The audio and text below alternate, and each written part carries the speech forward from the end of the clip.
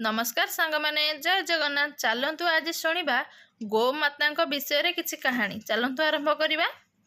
भारत वर्ष एक हिंदू राष्ट्र अटे। हिंदू माने गाई को गोमाता भाव पूजा करती। से माने गाई को देवता भली मानती। गोमातार शरीर में 33 कोटी देवादेवी अछंती बोली विश्वास करती। गाईर गोबर को आमे माने अति पवित्र बोली मने करू। गाई गोबर रे आमे घरद्वार लिपु। तेणु कथारे अछि गो सेवा ठारू बलि सेवा आउ नाही। तेणु प्रत्येक परिवार गाई रखी तार सेवा करने उचित। द्वापर जुगरे भगवान श्रीकृष्ण निजे गाई मानकु नहीं बणरे चराई अपार आनंद लाभ करुथिले।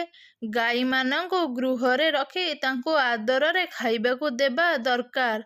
आमे गाई ठारू बहुत उपकार पाउछु। से आमको क्षीर देउछंदी, गोबर देउछंदी। तार गोबर मध्य बहुत कामरे लागुछि। तार क्षीर प्रत्येक लोकंक पई अमृत परी।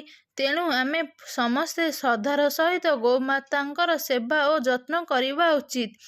ए स्टोरी आपण मानकु किपरि लागिला प्लीज सांग माने कमेंट माध्यम रे निहाती जणाइबे। एही भिडियोटी आपण मानकु जदि भल लागि थाए प्लीज चैनल को like and share and subscribe करिवे। एहीपरि किछि आध्यात्मिक स्टोरी और किछि मंदिर मालिनी कथावस्तु उपरे आधारित कथा जानिया पई एबे ही साई ओडिया स्टोरी को सब्सक्राइब करंतु। जय जगन्नाथ।